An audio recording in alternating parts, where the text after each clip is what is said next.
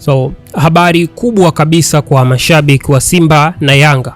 Hatma ya Morris Abraham sasa imekaa wazi na ukweli wake ni huu hapa.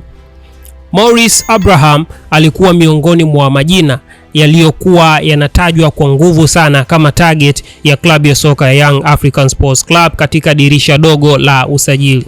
Hasa kutokana na ukweli kwamba wakati huo alikuwa amebakiza mkataba wa miezi 6 tu ndani ya Simba Sports Club.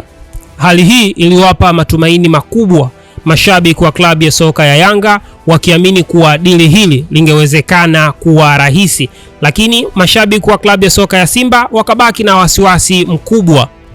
Kabla sijaendelea na ukweli mzima wa sakata hili, kama unapenda kupata taarifa sahihi za soka la bongo bila porojo wala tetesi zisizo na msingi, hakikisha una subscribe kwenye channel hii ili usikose updates muhimu kama hizi kila siku.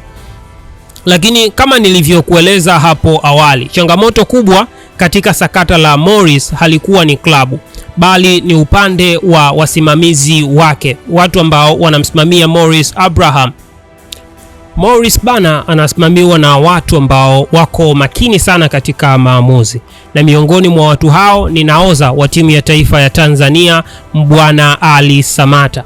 Samata ni mtu ambaye ana misimamo sana, alafu hana kona na mara nyingi huwa hapendi migongano ya maamuzi inayoweza kupelekea mchezaji kupoteza mwelekeo wa kazi yake kwenye soka.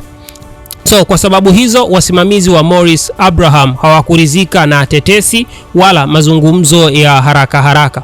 Walikaa mezani na uongozi wa klabu ya soka ya Simba Sports Club, wakataka kujua kwa uwazi kabisa mpango wa timu kwa mchezaji wao, si kwa msimu mmoja tu, bali kwa mustakabali wa mbele.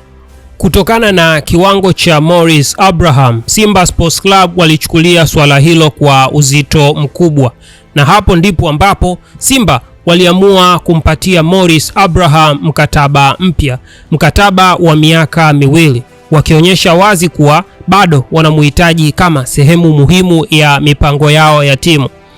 Hatua hiyo ilimaliza kabisa uwezekano wa Morris kuondoka dirisha dogo. Pia ikaweka wazi msimamo wa klabu kuwa hakuna timu yoyote ambayo inaweza kumsajili Morris Abraham kwa kipindi hiki.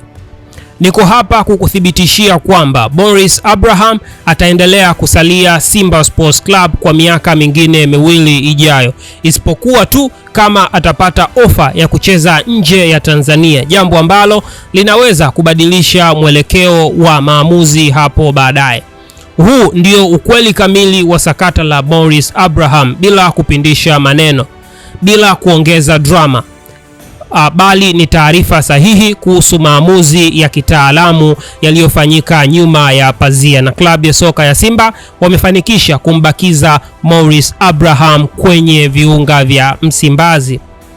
Ni hayo tu ambayo tumekuandalia hii leo. Kumbuka, kama bado haujasubscribe, ubonyeze maneno yaliyoandikwa subscribe chini ya video hii, lakini usisahau kuipa like na kushare kwa ndugu jamaa na marafiki, ili na wao wajue jambo ambalo limetokea kwa Morris Abraham.